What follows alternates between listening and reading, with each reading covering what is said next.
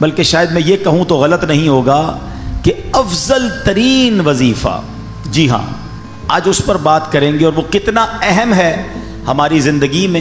اللہ پاک کے آخری نبی رسول ہاشمی صلی اللہ تعالیٰ علیہ وسلم نے فرمایا من مات وہو یعلم انہ لا الہ الا اللہ دخل الجنہ، یعنی جو اس حال میں مرا کہ وہ جانتا ہے اللہ پاک کے سوا کوئی عبادت کے لائق نہیں، تو وہ جنت میں داخل ہوگا۔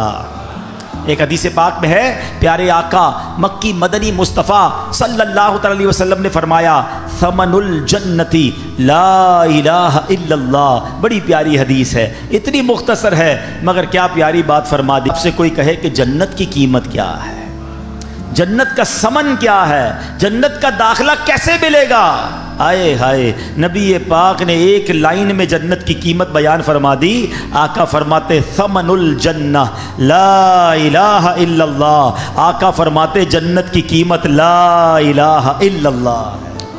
پھر پڑھ لو لا الہ الا اللہ محمد الرسول اللہ صلی اللہ علیہ وسلم۔ ایک اور روایت میں ہے رسول اکرم نور مجسم صلی اللہ تعالی علیہ وسلم نے فرمایا مفاتیح الجنتی شہادت لا الہ الا اللہ، جنت کی چابیاں لا الہ الا اللہ کی گواہی دینا ہے۔ اللہ اکبر، سبحان اللہ، یہ ہے کلمہ طیبہ، یہ ہے سبحان اللہ کلمہ طیبہ کی برکتیں، سبحان اللہ۔ اب ایک عجیب سا واقعہ آپ کو سناتا ہوں، اور واقعہ ہے حضرت بایزید بسطامی کا۔ افضل الذکر، لوگ پوچھتے ہیں نا یار سب سے افضل ذکر بتائیں، حدیث کے الفاظ ہیں افضل الذکر لا الہ الا اللہ، سب سے افضل اگر کوئی ذکر ہے نا تو وہ لا الہ الا اللہ ہے، پڑھتے ہی نہیں ہیں۔ انشاءاللہ آگے اس پر بات کرتے ہیں۔ میں واقعہ سناتا ہوں۔ حضرت بایزید بسطامی رحمۃ اللہ تعالی علیہ ایک مرتبہ سفر میں تھے، آپ کو غیب سے آواز آئی اے بایزید سمعان نامی شہر میں جاؤ، وہاں کے غیر مسلموں کے ساتھ ان کے عید کے اجتماع میں شرکت کرو۔ بایزید فرماتے ہیں کہ اللہ پاک کی پناہ، میں غیر مسلموں کے تہوار میں شرکت کروں؟ آپ نے کہا کہ نہیں، یہ میرے لیے پیغام نہیں ہو سکتا۔ رات سوئے، خواب میں پھر یہی آواز آئی بایزید جاؤ اور غیر مسلموں کے فلاں تہوار میں عید میں شرکت کرو۔ پھر یہ کہتے میں اٹھ گیا، خواب سے کانپنے لگا، سوچ رہا تھا کہ یہ کس کی آواز ہے، مجھے کون پیغام دے رہا ہے، کہیں شیطان کی طرف سے تو نہیں؟ کہہ رہے میں بیدار تھا تو جاگتے میں آواز آئی اے بایزید ڈرنے کی ضرورت نہیں، تم میرے فرما بردار ہو، مگر غیر مسلموں والا لباس پہنو، ان کے اجتماع میں جاؤ، ایک راز ہے اس میں۔ اب حضرت بایزید اللہ کے برگزیدہ بندوں میں سے ہیں، اب سمجھ گئے کہ یہ شیطان کی طرف سے آواز نہیں ہے، یہ رحمان کی طرف سے پیغام ہے۔ آپ نے لباس پہنا اور آپ چلے گئے غیر مسلموں کے تہوار میں۔ اب سارے بہت بڑا میدان، بہت بڑا میلہ، سب لوگ اپنے سب سے بڑے عالم کے انتظار میں بیٹھے ہیں۔ کچھ دیر بعد ان کا عالم آیا، سب لوگ بیٹھ گئے، اس نے تقریر کرنی تھی، مگر جیسی وہ عالم تقریر کرنے کھڑا ہوا نا، وہ کپ کپانے لگا، وہ لرزنے لگا، اور وہ کہتا ہے کہ لوگوں نے کہا اے سردار آپ تقریر شروع کیجئے، تو کہتا ہے کہ تو ہمارے اجتماع میں ایک محمدی بیٹھا ہے، ایک اللہ کے آخری نبی کا امتی بیٹھا ہے، اور وہ تمہارے دین کا امتحان لینے آیا ہوا ہے، اس لیے میری آواز ہی نہیں نکل رہی ہے۔ پھر اس نے بلند آواز سے کہا اے محمدی، اے اللہ کے آخری نبی کے امتی کھڑے ہو جاؤ۔ حضرت بایزید بسطامی کھڑے ہو گئے، تو اس عالم کہتا میں تم سے کچھ سوال کروں گا، تم نے جواب دیا تو اس کے بعد ہم ساری باتیں تمہاری مانیں گے، اور اگر تم جواب نہ دے سکے تو ہم تمہیں قتل کر دیں گے۔ حضرت بایزید بسطامی تو ولیوں کے سردار تھے، آپ نے کہا پوچھو جو پوچھنا ہے۔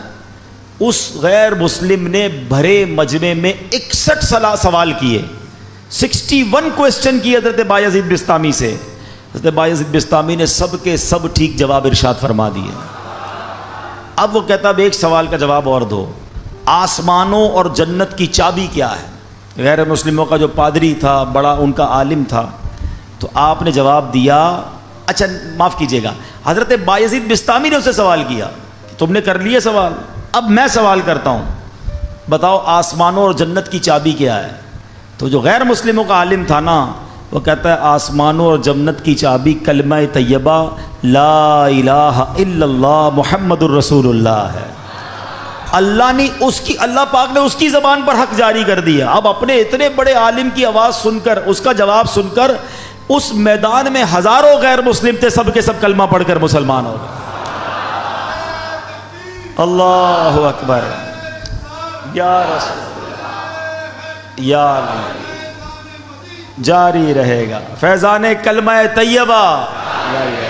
اچھا، اب یہاں بڑی خوبصورت بات علماء نے لکھی کہ کلمہ طیبہ کے فضائل تو بہت سارے ہیں، لیکن اس کے تقاضے پورے کرنا بھی ضروری ہیں.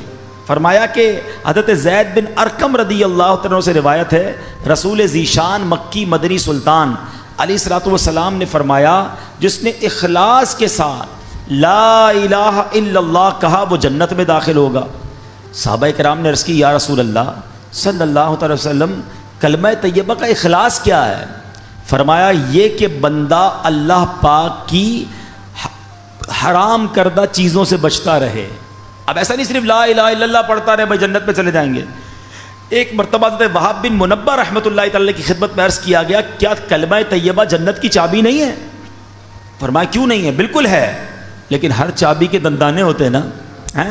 اگر تم ان دندانوں کے بغیر تالا کھولنا چاہو گے تو تالا نہیں کھلے گا. سبحان اللہ، کتنی پیاری مثال دے دی کہ کلمہ طیبہ جنت کی چابی ہے، مگر اس کے دندانے کیا ہیں؟ نماز ہے، روزہ ہے، حج ہے، زکوٰۃ ہے، جو فرائض ہیں وہ اس کے تالے کی چابی کے دندانے ہیں. تو گویا کلمہ بھی پڑھنا ہے، نماز بھی پڑھنی ہے، روزے بھی رکھنے ہیں، فرض ہو جائے تو حج بھی کرنا ہے.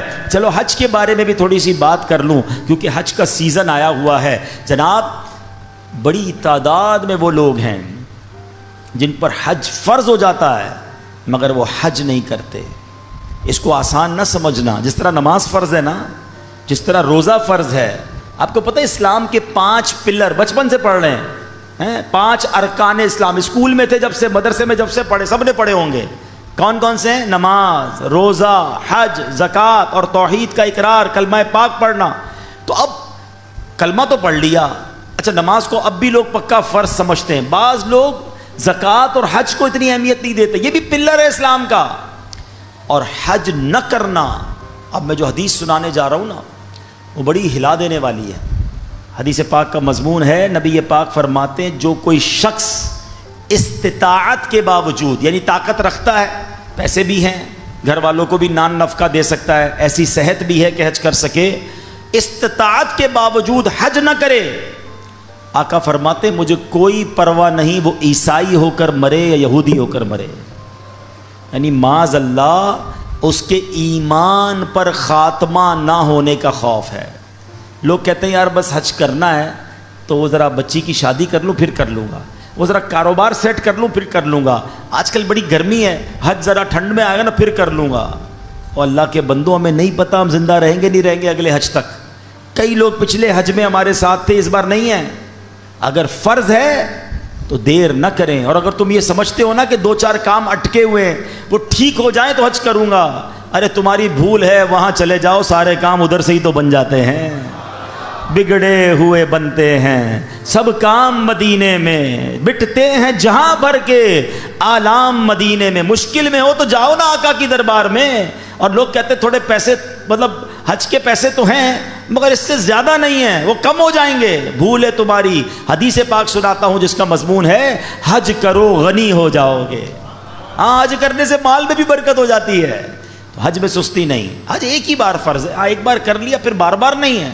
لیکن جس نے ایک بار بھی نہیں کیا. اچھا، ایک اور عجیب فنومنا، عمرے کرتے رہتے ہیں، ہر سال عمرہ کرتے، حج نہیں کیا. ارے بھائی تم 100 عمرے کر لو، تمہارا فرض ادا نہیں ہوا ہے.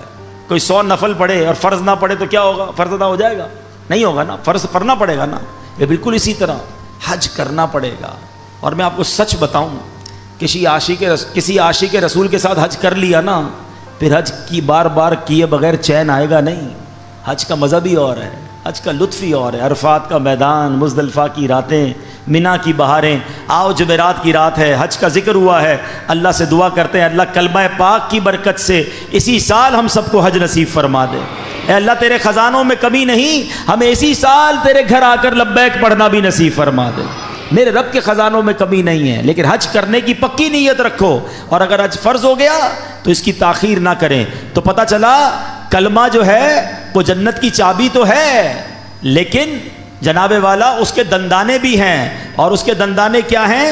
اس کے دندانے یہ ہیں کہ نماز پڑھے، روزہ رکھے، اور حج فرض ہو تو حج ادا کرے، زکوٰۃ کے شرائط پائے جائیں تو زکوٰۃ دے، پھر دیکھیں انشاءاللہ یہ جنت کی چابی کیسے کام کرتی ہے۔